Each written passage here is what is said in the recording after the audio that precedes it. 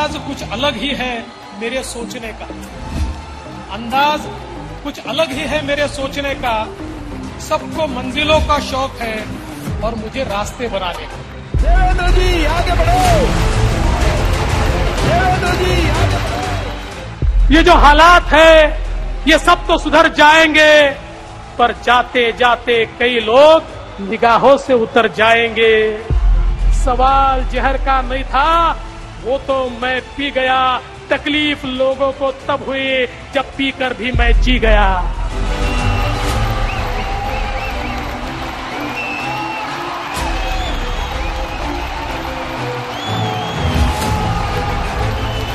मेरी हिम्मत को परखने की गुस्ताखी मत करना, मेरी हिम्मत को परखने की गुस्ताखी ना करना। पहले भी कई तूफानों का रुख मोड़ चुका हूं मैं।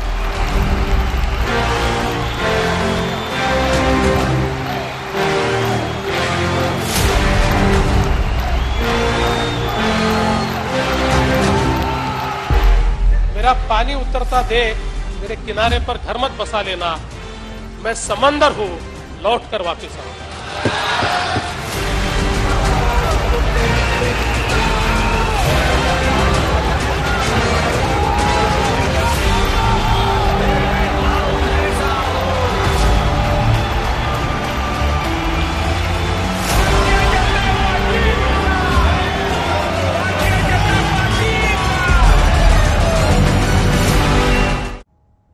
नमस्कार, स्वागत है आपका। आप देख रहे हैं कहानी 2.0। आपके साथ हूं मैं नेहा बाथम।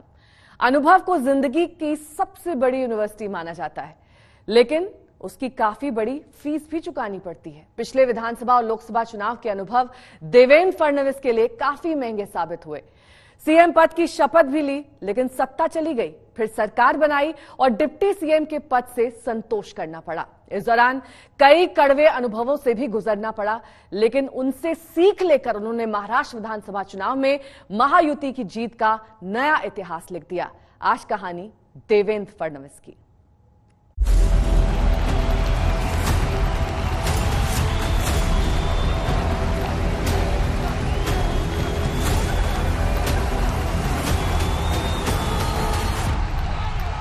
महायुति में कभी भी कोई एक दूसरे के प्रति अलग मत ये रहा नहीं है।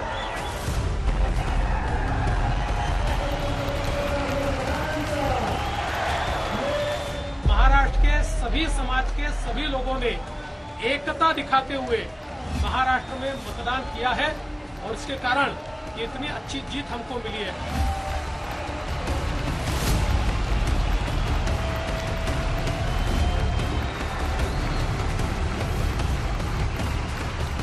चला लवकरच आपल्याला उत्तर मिळेल। तिन्ही पक्ष मिळून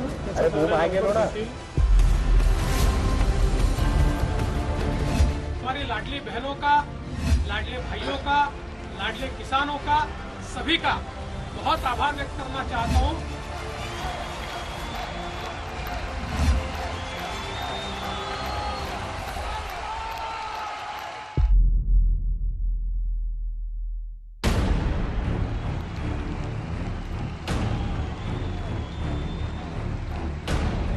राजनीति में लोहे की तरह सख्त। मेरी हिम्मत को परखने की गुस्ताखी ना करना। पहले भी कई तूफानों का रुख मोड़ चुका हूं मैं। महाराष्ट्र में भारतीय जनता पार्टी की सबसे शक्तिशाली आवाज। मेरा पानी उतरता देख मेरे किनारे पर घर मत बसा लेना। मैं समंदर हूं, लौट कर वापिस आऊंगा। मौन रहकर मंजिल को साधने का हुनर। सवाल जहर का नहीं था, वो तो मैं पी गया। तकलीफ लोगों को तब हुई जब पीकर भी मैं जी गया।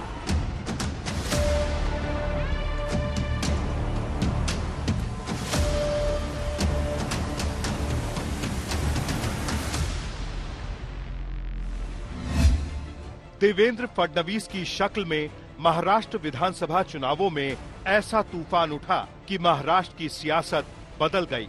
बीजेपी ने अपना अब तक का सबसे बेस्ट प्रदर्शन किया। महाअघाड़ी के हौसले पस्त हो गए, क्योंकि देवा भाऊ सब पर भारी पड़ गए। महाराष्ट्र में महायुति की प्रचंड जीत, बीजेपी की रिकॉर्ड तोड़ कामयाबी के पीछे एक ही नाम की गूंज है, देवा भाऊ।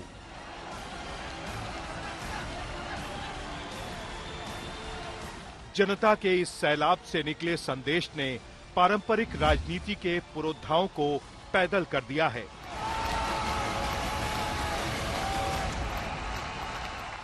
इन दृश्यों ने महाराष्ट्र के तख्त की ताक में बैठे बलिष्ठों की बोली बदल दी है। सिनारियो उनको जर्नी देखेंगे तो उनमें बहुत ही परिपक्व पॉलिटिशियंस का जैसा होना चाहिए वो शुरुआत के दौर से ही लोगों ने वो देखा है। देवेंद्र फडणवीस ने 4 महीने के भीतर न सिर्फ महाविकास अघाड़ी की उम्मीदों की धज्जियां उड़ाकर रख दी, बल्कि उनके नेताओं के नायक होने की छवि छीन ली।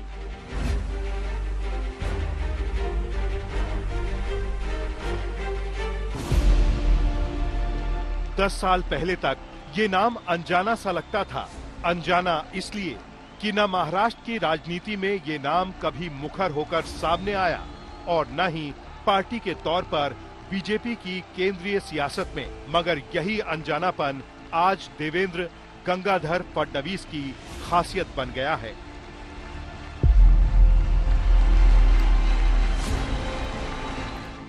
मेरे परम मित्र देवेंद्र फडणवीस जी, उनकी भूरी भूरी प्रशंसा करता हूं। देवेंद्र उस राज्य में बीजेपी के लिए तारणहार बन गए जो सियासी तौर पर बीजेपी के लिए किसी अग्नि परीक्षा की तरह था। प्रधानमंत्री नरेंद्र मोदी से लेकर बीजेपी अध्यक्ष अमित शाह के लिए सवाल साख का बन चुका था। इस परीक्षा में जीत मोदी लहर की बदौलत बताई जा रही है, लेकिन जीत की इस गंगा को भगीरथ की तरह बीजेपी की जमीन पर लेकर आए हैं देवेंद्र फडणवीस। और इसके पीछे है उनकी वर्षों की राजनीतिक साधना।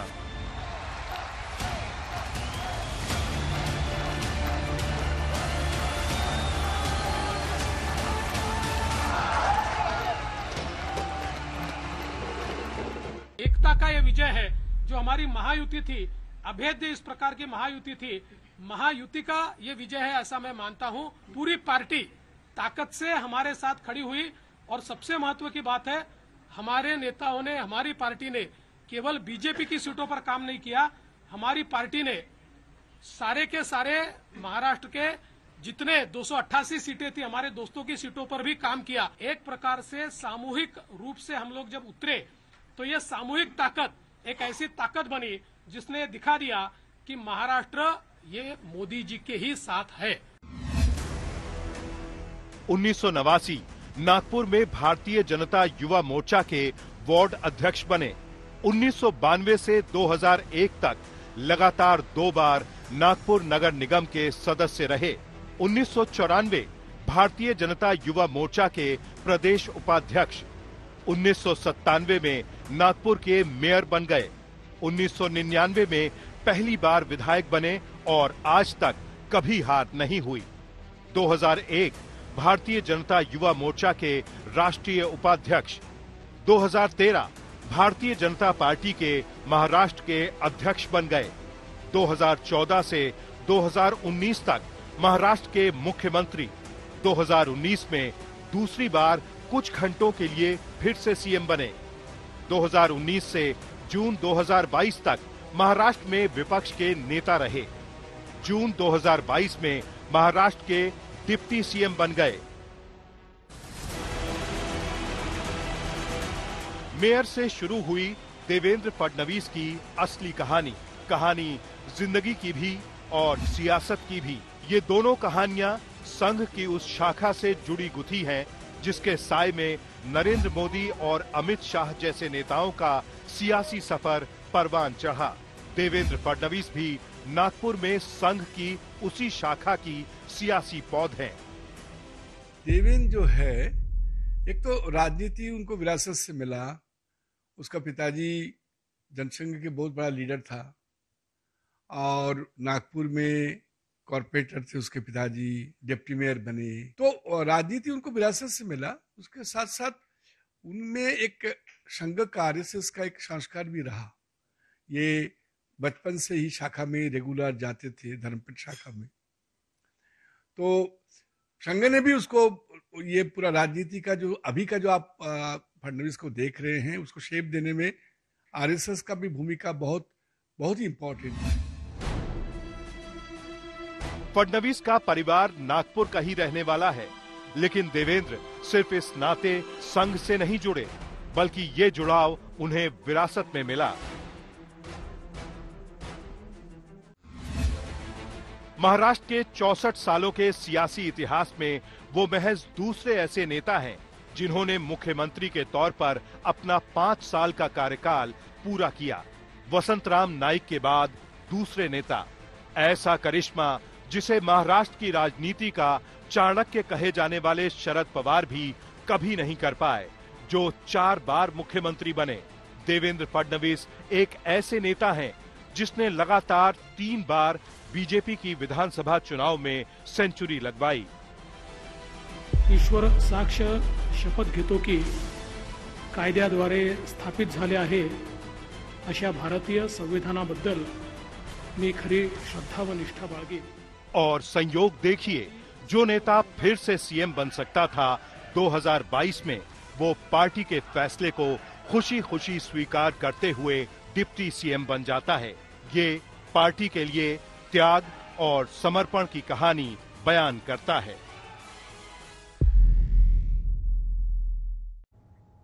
आपने पंडित सोहनलाल द्विवेदी की मशहूर कविता सुनी होगी, कोशिश करने वालों की हार नहीं होती। सही मायनों में देवेंद्र फडणवीस ने अपने पराक्रम और पुरुषार्थ से इस कविता के भाव को सच साबित किया है। मेयर से मुख्यमंत्री तक उनका संघर्षों से शिखर तक पहुंचने का सफर हम आपको दिखाएंगे। राजनीति पिता से विरासत में मिली जरूर थी, लेकिन उन्होंने इसके कायदे खुद गढ़े हैं। महाराष्ट्र में बीजेपी की बम्पर जीत को उनकी इच्छा शक्ति का कमाल माना जा रहा है।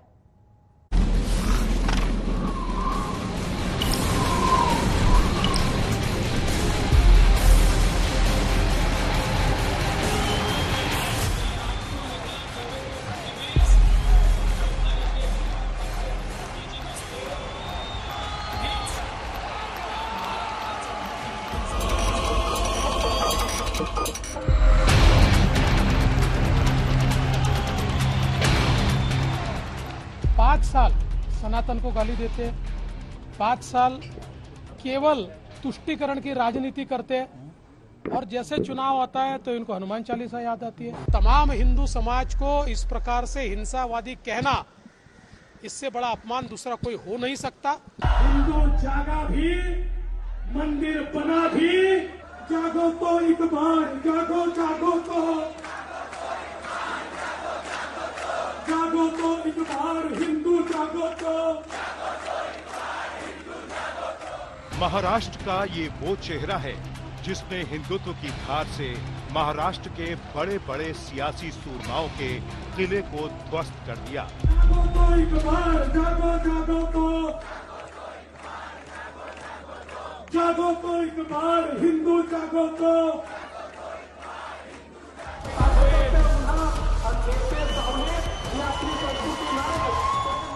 महाराष्ट्र चुनाव के दौरान देवेंद्र फडणवीस को हिंदुत्व का पोस्टर बॉय कहा जाने लगा था, लेकिन महाराष्ट्र के नतीजों के बाद वो देश में हिंदुत्व की राजनीति के मजबूत और करिश्माई चेहरा बनकर उभरे हैं।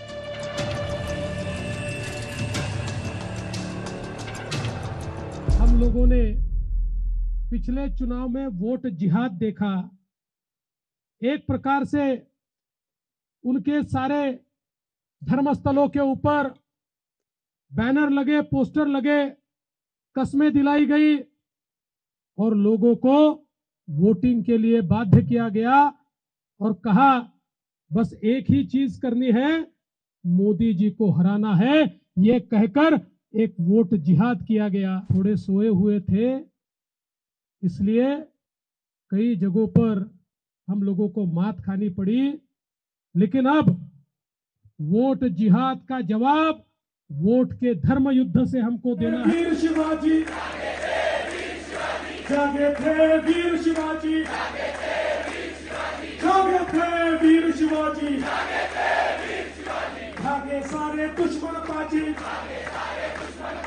भागे सारे दुश्मन पाजी, चमक उठी तलवार, जागो जागो तो, जागो तो एक बार, जागो जागो तो। देवेंद्र फडणवीस बीजेपी के लिए नए रोल मॉडल बन गए हैं। फडणवीस ने महाराष्ट्र में जीत की पटकथा कैसे लिखी, ये समझने के साथ ये जानना भी जरूरी है कि फडणवीस ने किस तरह महाराष्ट्र में हिंदुत्व की लाइन को सियासत के हाईवे पर ला दिया और कैसे ठाकरे परिवार का ब्रांड हिंदुत्व उद्धव से छिटककर फडणवीस के हाथों में आ गया।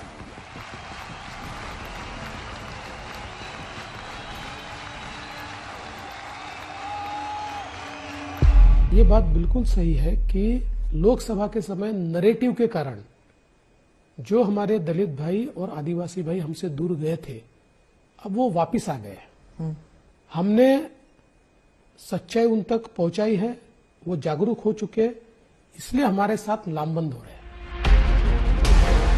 साल 1992 में बाबरी विध्वंस और मुंबई में हुए सांप्रदायिक दंगों के बाद महाराष्ट्र में हिंदुत्व एक बड़ा सियासी फैक्टर बन गया था और इस दौर में हिंदुत्व का सबसे बड़ा, सबसे मजबूत चेहरा हिंदू हृदय सम्राट कहे जाने वाले बाला साहेब ठाकरे थे।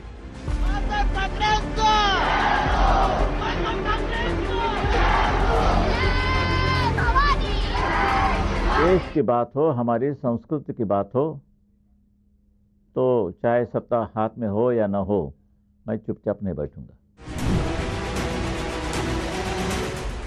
बाल ठाकरे की धमक ने महाराष्ट्र में सियासी समीकरण बदल दिए।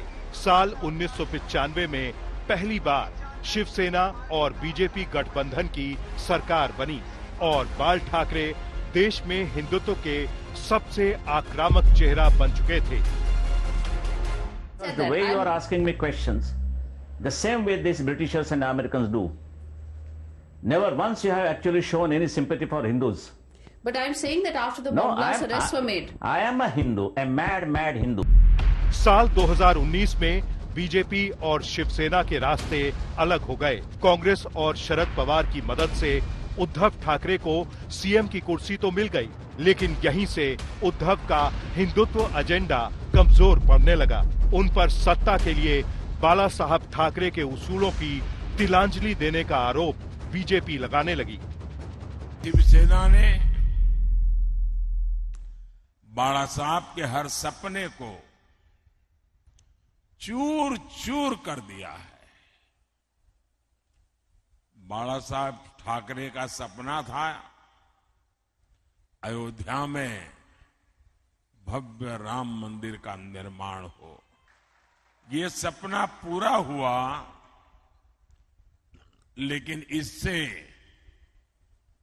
सबसे ज्यादा चीड़ ये नकली शिवसेना को हो रही है। शिवाजी महाराज की भूमि है, किससे डरते हो, क्यों डरते हो? अगर फिर से हाथ उठा तो उसे वहीं ठोक दो। मैं तुम्हारे पीछे मजबूती से खड़ा हूं।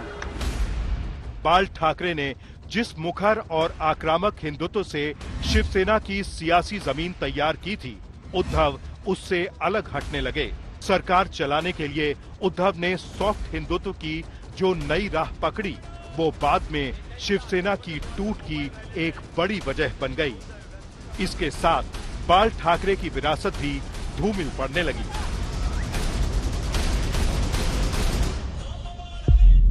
उनको हिंदू हृदय सम्राट कहा जाता है और इतना ही नहीं, हमारे महाराष्ट्र में जो समृद्धि महामार्ग बना उसका नाम बाला साहब ठाकरे महामार्ग नहीं है, उसका नाम हिंदू हृदय सम्राट बाला साहब ठाकरे महामार्ग है।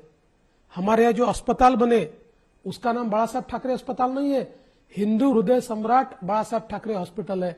हमारे यहाँ जो गोरेवाड़ा का जू बना उसका नामकरण हुआ तो बाला साहब ठाकरे प्राणी संग्रहालय नहीं हुआ, हिंदू हृदय सम्राट। जब सरकार हिंदू हृदय सम्राट बाला साहब ठाकरे नाम देती है तो उद्धव जी के साथी कांग्रेस वाले क्यों घबराते हैं बोलने में? क्या उनको डर है? क्यों शर्म आती है? क्यों शर्माते हैं? अरे थे, हिंदू हृदय सम्राट थे, उनको ये पदवी मिली थी। मुझे ये बताइए कि लोकमान्य तिलक का नाम लोकमान्य नहीं था, लोगों ने पदवी दी थी इसलिए लोकमान्य बने वो। इसी प्रकार से ये हिंदू हृदय सम्राट थे। आजकल तो शहजादों को छोड़ दीजिए, राहुल जी को छोड़ दीजिए, स्वयं उद्धव ठाकरे जी की शिवसेना भी शिवसेना प्रमुख बाला साहब ठाकरे बोलने लगी, उन्होंने भी हिंदू हृदय सम्राट बोलना छोड़ दिया। तो मुझे लगता है कि जब वो नहीं कहते तो शहजादे का तो कहने का सवाल ही नहीं उठता। गुरु गोविंद प्यारे, जागे थे गुरु गोविंद प्यारे, जागे थे गुरु गोविंद प्यारे, जागे थे गुरु गोविंद प्यारे, देश में अपने लाल थे वारे, लुटा दिया परिवार, जागो जागो तो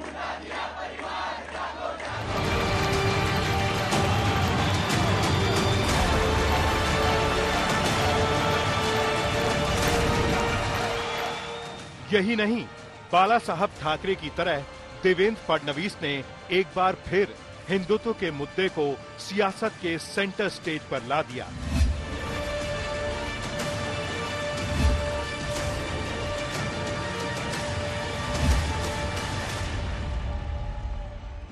राजनीति में सब्र और वक्त की परख बड़ी चीज होती है। 2019 के बाद देवेंद्र फडणवीस ने अहम मौके पर सब्र दिखाया और खामोशी से अपना काम करते रहे।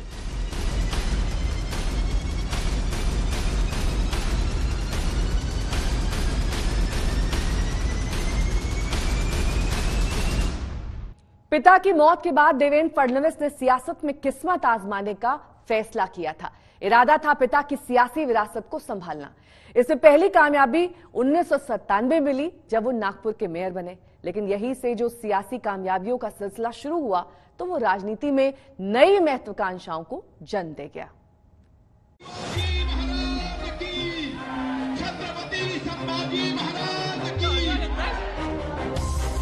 एक दिन अखंड भारत बनाएंगे। दुआ करो कि सलामत रहे हिम्मत, या एक चिराग कई आंधियों पे भारी।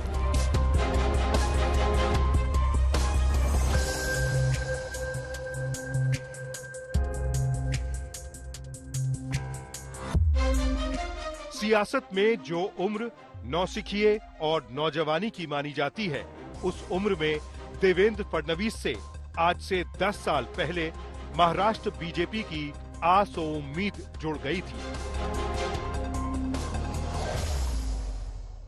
मी देवेंद्र गंगाधरराव फडणवीस ईश्वर साक्ष शपथ घेतो की कायद्याद्वारे स्थापित झाले आहे अशा भारतीय संविधानाबद्दल मी खरी श्रद्धा व निष्ठा बाळगीन।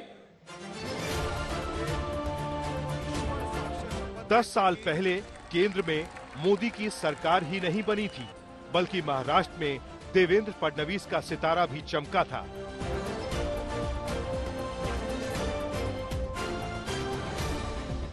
ये कहा जाने लगा था कि केंद्र में नरेंद्र, महाराष्ट्र में देवेंद्र।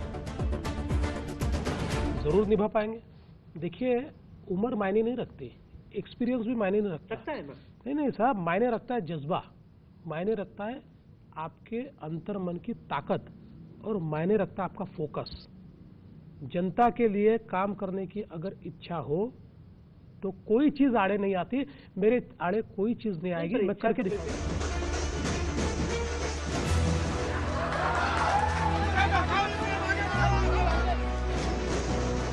54 साल के देवेंद्र फडणवीस राजनीति में तो 20 साल की उम्र से हैं, लेकिन सत्ता की सियासत को वो कैसे संभालते हैं, इस पर सबकी नजरें टिकी हुई थी जब पहली बार उन्हें मुख्यमंत्री बनाया गया था। उन्हें करीब से जानने वाले तो कहते हैं सत्ता का अनुभव भले ही उनके लिए नया था, लेकिन वो संघ की पाठशाला से तपकर और बीजेपी के संगठन का अनुभव कमाकर परिपक्व काफी पहले हो चुके थे।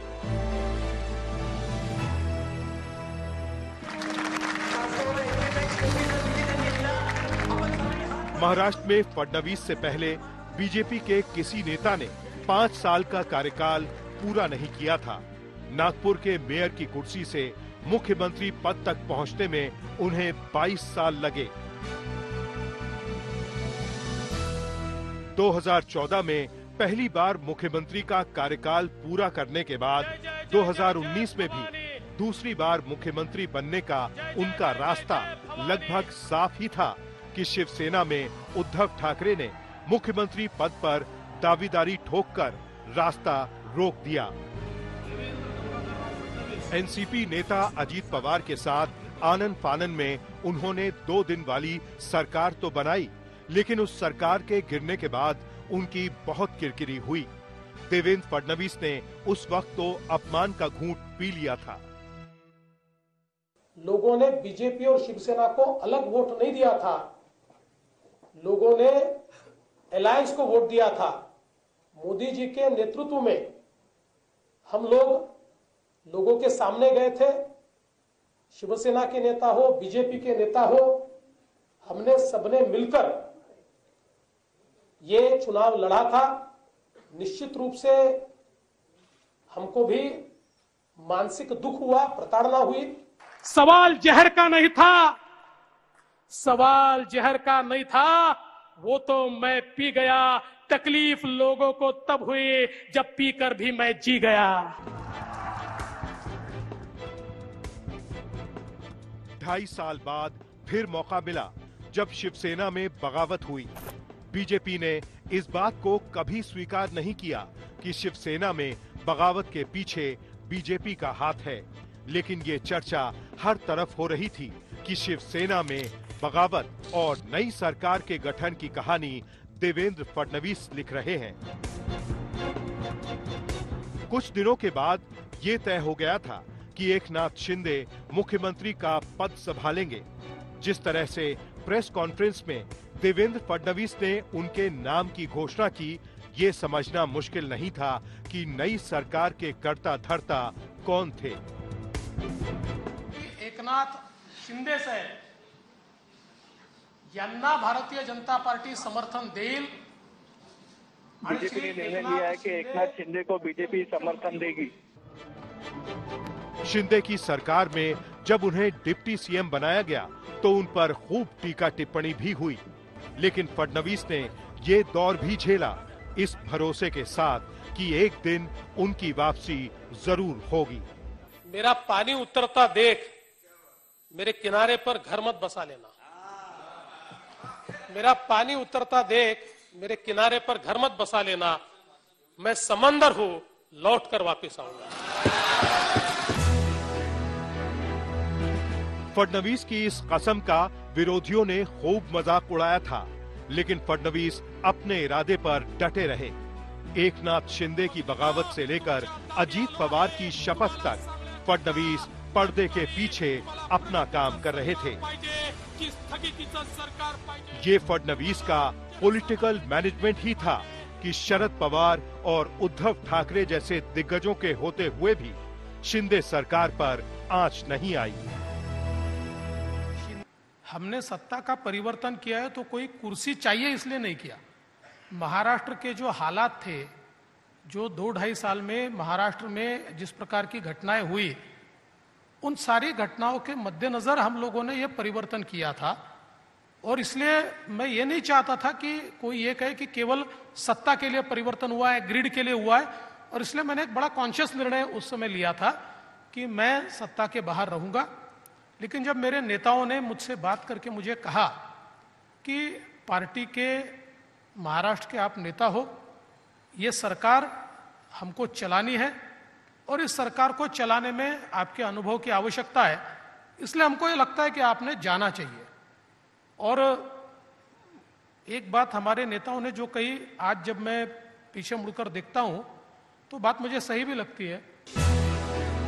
महाराष्ट्र में महायुति के दलों से सीटों के बंटवारे से लेकर चुनावी रैलियों के मोर्चे पर फडणवीस बड़े फैसले ले रहे थे, वो भी ऐसे समय में जब लोकसभा चुनाव में झटके के बाद पार्टी कार्यकर्ताओं का जज्बा ठंडा पड़ने लगा था। जबकि महाअघाड़ी खेमे का कॉन्फिडेंस हाई था, लेकिन 5 महीने में ही फडणवीस ने पासा पलट दिया। फडणवीस ने सिर्फ 5 महीने में ही महाविकास अघाड़ी के सारे समीकरण को बिगाड़ कर रख दिया। महाविकास अघाड़ी जिन मुद्दों को जीत की गारंटी समझ रही थी, वो उल्टे पड़ गए।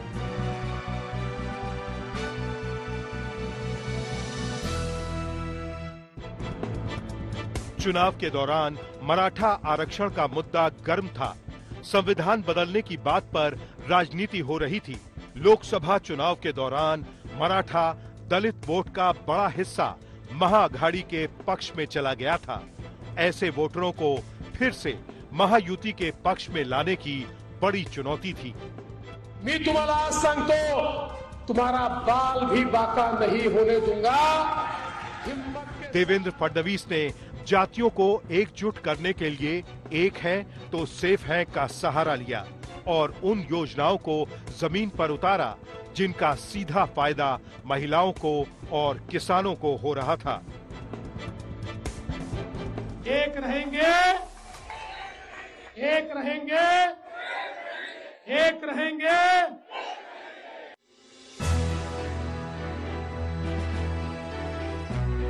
नागपुर में जब राजनीति की पहली सीढ़ी देवेंद्र ने चढ़ी थी और उसके बाद जिस तरह का अनुभव हासिल किया था, वो अब काम आ रहा था। 1992 में कॉरपोरेटर बनने के बाद देवेंद्र शहर की बुनियादी सुविधाओं को सुधारने की दिशा में सक्रिय हुए। इसी सक्रियता की वजह से वो 1997 में दोबारा कॉरपोरेटर चुने गए। इसी साल आखिर में वो नागपुर के मेयर भी चुन लिए गए। मेयर के रूप में नागपुर के कायाकल्प का सेहरा देवेंद्र फडणवीस के सिर बांधा जाता है। इसकी वजह से न सिर्फ संघ और बीजेपी में उनका कद बढ़ा, बल्कि नागपुर की जनता ने भी उन्हें 6 बार लगातार विधायक बनाकर भेजा। बढ़ती सियासी दिलचस्पियों के बीच देवेंद्र फडणवीस को एक बड़ा झटका तब लगा जिस पिता के साए में सियासत की महत्वाकांक्षाएं परवान चढ़ रही थीं, उनका 1987 में निधन हो गया। देवेंद्र के लिए ये एक ऐसा सदमा था जिससे उबरने के लिए बस एक ही रास्ता था, सियासत। अपने छोटे बेटे को लेकर शायद गंगाधर राव फडणवीस की ख्वाहिश भी यही थी कि उनका बेटा महाराष्ट्र में बीजेपी के लिए ऐसी जमीन तैयार करे जिस पर कमल खिल सके। पिता की मौत के बाद देवेंद्र फडणवीस ने उनकी छोड़ी विरासत संभालने का फैसला किया था। देवेंद्र फडणवीस का वो फैसला निर्णायक था।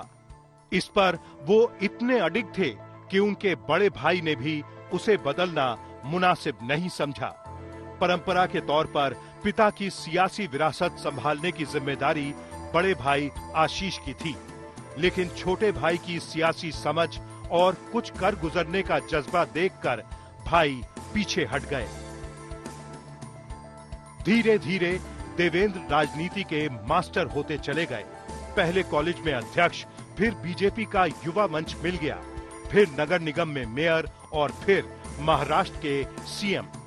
ये कामयाबी देवेंद्र फडणवीस की नेतृत्व क्षमता की कहानी कहती है। देवेंद्र फडणवीस बीजेपी से 6 बार विधायक रह चुके हैं। सियासी तौर पर यही उनका अनुभव है। प्रशासनिक काम उन्होंने सिर्फ नागपुर का मेयर रहते किया है, मगर उन्हें करीब से जानने वाले उनकी नेतृत्व क्षमता की दाद देते हैं। फडणवीस राज्य की राजनीति में अजात शत्रु की तरह है। उनका कोई दुश्मन नहीं। एनसीपी से भी दोस्ती, शिवसेना से भी याराना।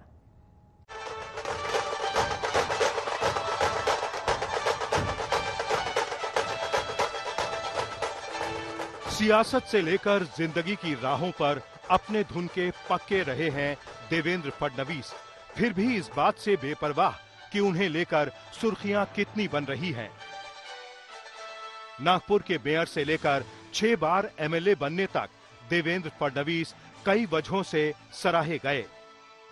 2003 में कॉमनवेल्थ एसोसिएशन की तरफ से सर्वश्रेष्ठ विधायक का सम्मान मिला। फिर भी सियासत से लेकर निजी जिंदगी में वो लो प्रोफाइल ही रहे। सर्वोच्च पद पर जाने के बाद भी जो व्यक्ति केवल नेता के रूप में नहीं, हमारे एक आदमी के रूप में, हमारे दोस्त के रूप में आज भी जमीन से जुड़ा हुआ है, इसलिए हमारे को हमारे दोस्त पे बहुत ज्यादा अभिमान, बहुत ज्यादा गर्व है। इतने लो प्रोफाइल कि महाराष्ट्र का मुख्यमंत्री मनोनीत होने से पहले बहुत कम ही लोग जानते थे देवेंद्र फडणवीस को। मगर जो जानते हैं वो मानते हैं। निजी और सार्वजनिक जीवन में कैसे हैं देवेंद्र फडणवीस? काम वाम निपटा के रात के समय वो टाइम देते हमको, तो उस वक्त हम हमारे दोस्त से मिल रहे होते हैं। वो उस वक्त का टाइम हमारे को, वैसे भी हमारे को कभी सीएम या डिप्टी सीएम से मिल रहे ऐसा उन्होंने महसूस नहीं होने दिया। पर रात को जब दोस्तों की महफिल जमती है तब तो बिल्कुल ही नहीं लगता। तब हमको ये बार बार वो आश्वस्त करते रहते कि आप देवेंद्र से मिलिए। दोस्तों की नजर में देवेंद्र इसी इमेज की बदौलत संघ में सर्वप्रिय थे, तो आज नरेंद्र मोदी का भरोसा बने हैं। साफ सुथरे सियासी सफर की बदौलत उन्हें महाराष्ट्र में ये मुकाम मिला है। दोस्तों के साथ साथ घर परिवार में भी आज खुशी इसी बात को लेकर ज्यादा है। आज का दिन इतना महत्वपूर्ण है ही। एक माँ के लिए इतना बड़ा अपना लड़का है, इतना पूरे महाराष्ट्र का नेता बन गया, बहुत बड़ा नेता, तो खुशी तो होने ही वाली है ना। किस तरीके की मेहनत देवेंद्र जी ने की थी? अरे वाह, मैंने बताया ना 24/7 उसकी मेहनत चल रही थी।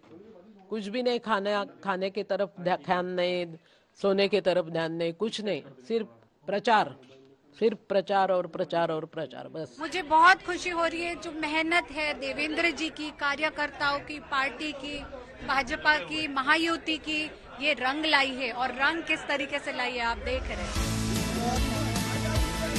माँ की तो खुशी का ठिकाना नहीं कि उनका बाल विद्रोही बेटा अपने मन चाहे मुकाम पर जा पहुंचा है।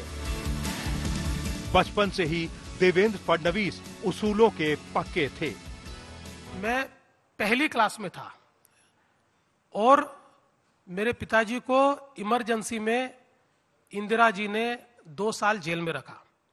तो 5 साल का जो बच्चा होता है ना, उसको तो यही पता था कि अपने पिता को जेल में डालने वाली इंदिरा जी है। इसलिए मैंने घर आकर मेरी माँ को कहा कि मेरे पिताजी को जिस इंदिरा जी ने जेल में डाला उसके नाम के स्कूल में नहीं जाऊंगा, मेरा स्कूल बदल दीजिए। तो मैं दूसरे स्कूल में चला गया।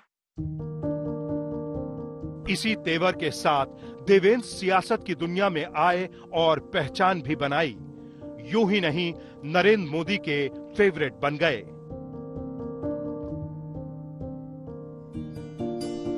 देवेंद्र फडणवीस की कई कहानियां उनकी पत्नी अमृता फडणवीस भी सुनाती हैं, लेकिन उससे भी ज्यादा खूबसूरत है दोनों के मिलने की कहानी।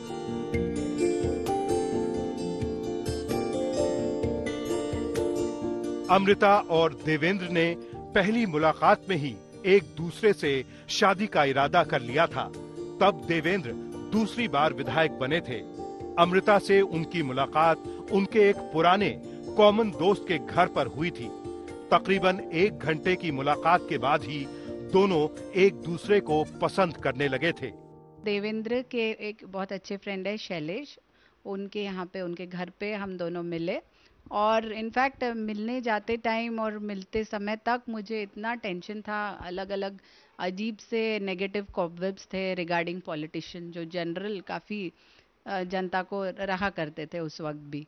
तो बट मिलने के बाद मुझे बहुत अच्छे लगे, वो डाउन टू अर्थ। बट हमने डिसाइड उस वक्त नहीं किया कि शादी करनी है कि नहीं। उसके बाद हम 2-3 बार और मिले, फिर फाइनली हम दोनों ने डिसाइड किया कि वील गेट मैरिड। अमृता और देवेंद्र की शादी जब तय हुई थी तब मेहमानों की लिस्ट सिर्फ 5,600 लोगों तक सीमित थी, लेकिन इस शादी में 20,000 लोगों की भीड़ जुट गई थी। तब अमृता के माता पिता को ये एहसास हुआ कि उनके दामाद को चाहने वालों की संख्या बहुत बड़ी है। अमृता एक्सिस बैंक में वाइस प्रेसिडेंट हैं, एक शास्त्रीय गायिका हैं, सोशल वर्कर हैं, सोशल मीडिया पर एक्टिव रहती हैं, यूट्यूब पर कई म्यूजिक एल्बम और शॉर्ट्स हैं, और यही शॉर्ट्स कई बार विवादों की वजह बन गए हैं। लेकिन अमृता फडणवीस ने हर मौके पर ट्रोल करने वालों को जवाब दिया। जैसी पहले थी वैसे अभी हूँ। जो भी मैं करती हूँ बहुत दिल से करती हूँ, बहुत पैशनेटली करती हूँ, चाहे वो मेरा बैंकिंग हो, चाहे कोई भी सोशल सामाजिक कार्य हो या इवन गाना हो, मुझे सब कुछ बहुत पसंद है और दिल से करती हूँ। और I think so RSS, BJP, they are all very progressive, तो they do appreciate. Devendra Fadnavis का सितारा चमक रहा है। उनकी कहानी कर्तव्य पथ पर जो मिला ये भी सही वो भी सही के सिद्धांत पर चलते हुए कई मील के पत्थर पार कर चुकी है। उनकी कहानी हार न मानने वाले नेता की भी है और हार कर जीतने वाले बाजीगर की भी।